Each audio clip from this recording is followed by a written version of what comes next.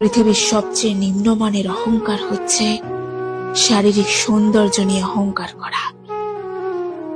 চিন্তা, ঋণ আর প্রেম কেউ করতে চায় না, এটা হয়ে যায়।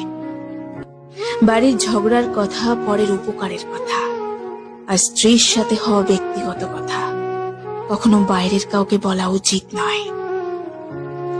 ভালোবাসো তাকে যে তোমাকে ভালোবাসে, বন্ধু করো তাকে যে তোমাকে জানে, আপন করো তাকে যে ভাবে তোমাকে। বাড়ির পাশের মানুষ মানেই সে প্রতিবেশী নয়। শোনে কম, বোঝে বেশি, যা বোঝে তার থেকেও রটায় বেশি, তার নামই প্রতিবেশী। বদলে গেছি দুজনেই, একজন নিজের ইচ্ছে আর একজন বাধ্য হয়ে। কারোর আশা করে লাভ নেই, নতুন মানুষ পেলে সবাই ভুলে যায়।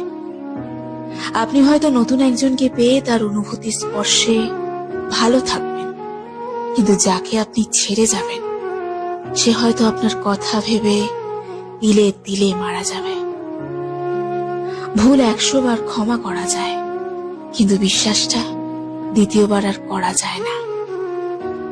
জীবনে ভালো কিছু পেতে গেলে অনেকগুলো খারাপ দিনের সাথে লড়াই করতে হয়। সত্যিকারের ভালোবাসা কাকে বলে জানেন? যে কোনো স্বার্থ ছাড়াই আপনাকে ভালোবাসবে, কোনো কারণ ছাড়াই আপনাকে মিস করবে। ইচ্ছের শক্তি আর সাহস থাকলে সব সম্ভব, অসম্ভবের কিছুই নেই। বিশ্বাসটা সবার কাছে জমা রাখা যায় না।